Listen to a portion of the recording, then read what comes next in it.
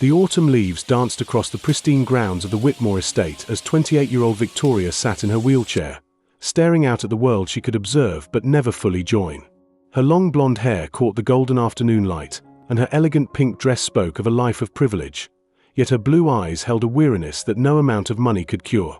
3 years had passed since the riding accident that changed everything. 3 years of the finest doctors, the most advanced treatments, and countless promises that feeling would return to her legs. Yet here she remained, watching life happen around her while feeling increasingly disconnected from it all. Her father, billionaire tech mogul Robert Whitmore, had spared no expense in seeking solutions. The Grand Estate's medical wing rivaled most hospitals, and specialists from around the world had examined her case. Each consultation ended the same way: sympathetic expressions and gentle explanations about accepting her new reality. On this particular afternoon, Victoria had wheeled herself to the edge of the estate's expansive gardens, seeking solitude away from the well-meaning but suffocating concern of household staff. The property stretched for acres, bordered by farmland that her father had been trying to purchase for years. She noticed movement near the property line and saw a man working in a small vegetable garden. He appeared to be in his early 30s, with dark hair and a lean build that spoke of physical labor. His clothes were simple work attire, dirt-stained and practical. He moved with a quiet confidence as he tended to his plants, completely absorbed in his work. Curious despite herself, Victoria wheeled closer to the fence that separated their properties. The man looked up from his tomato plants and offered a gentle smile. "Good afternoon," he said simply, his voice carrying a warm sincerity. "I am Thomas Mitchell. I work the farm next door." "Victoria," she replied, surprised by his direct but respectful manner. Most people either stared or carefully avoided looking at her wheelchair. Thomas did neither. "These gardens are beautiful," Thomas commented, gesturing toward the elaborate landscaping of the estate. "Though I imagine they require an army of gardeners to maintain." Victoria found herself smiling slightly.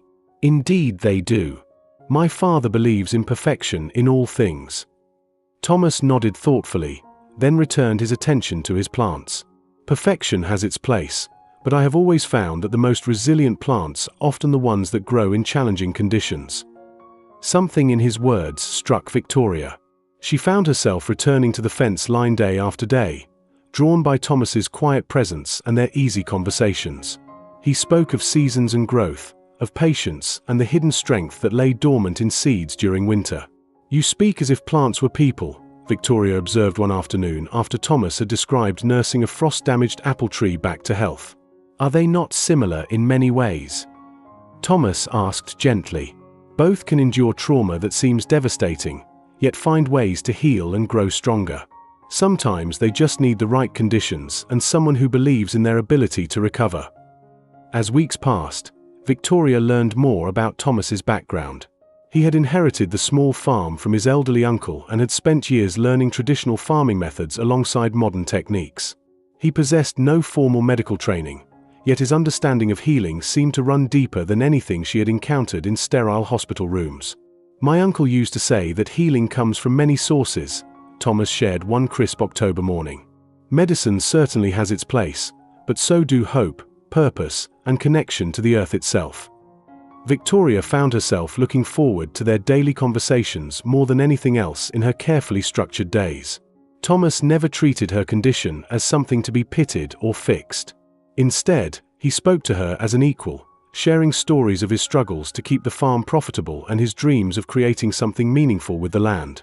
One afternoon, as they discussed the challenges of winter preparation, Thomas grew quiet and thoughtful. Finally, he looked directly into Victoria's eyes with an expression of gentle determination. "Victoria, I know this may sound presumptuous, but I have been thinking about your situation. I have studied traditional healing methods my entire life, learned from my uncle who helped many people in ways that conventional medicine could not explain." Victoria felt her heart rate quicken. She had heard countless promises before. "I am not a doctor," Thomas continued carefully, "but I have seen remarkable things happen when we combine ancient wisdom with genuine care. Would you allow me to try some techniques that have been passed down in my family for generations?" The rational part of Victoria's mind wanted to dismiss the idea immediately. Yet something in Thomas's steady gaze and the months of trust they had built made her pause. "What exactly are you proposing?" she asked quietly. "A combination of therapeutic touch, herbal treatments, and exercises that work with the body's natural healing energy. My uncle taught me that sometimes the spirit needs healing before the body can follow." That evening, Victoria surprised herself by asking her father to invite Thomas to the house. Robert Whitmore was initially skeptical of allowing a farmer to attempt what renowned specialists had declared impossible. However, seeing the first spark of hope in his daughter's eyes in 3 years, he reluctantly agreed to a consultation. Thomas arrived the next morning, carrying a worn leather bag that had belonged to his uncle. His manner was respectful but confident as he explained his approach to Victoria and her father. "Healing is often a journey rather than a destination," Thomas said softly. "I cannot promise miraculous results, but I can offer techniques that have helped others reconnect with parts of themselves they thought were lost forever." The treatments began slowly and gently. Thomas used a combination of massage techniques that seemed to awaken dormant sensations, herbal compresses that his uncle had taught him to prepare, and guided movements that gradually challenged Victoria's muscles and nervous system. More importantly, Thomas brought something that all the expensive treatments had lacked: genuine belief in Victoria's ability to heal, combined with acceptance of wherever the journey might lead. After 2 weeks of daily sessions, Victoria felt the first faint tingling in her left leg. It was so subtle she almost dismissed it as imagination, but Thomas's encouraging smile confirmed that he had noticed her reaction too. "Feeling is returning gradually," he said with quiet satisfaction. "The body remembers what it knew before. We are simply helping it find its way back." Over the following months, sensations slowly returned to both of Victoria's legs. The process was neither quick nor easy, requiring patience, determination, and faith in the healing journey.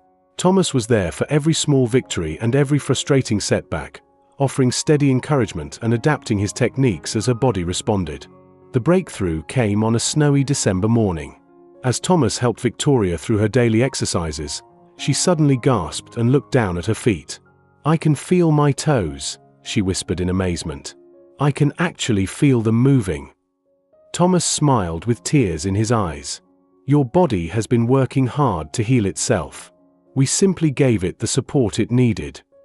Within another month, Victoria was taking her first tentative steps with Thomas's assistance.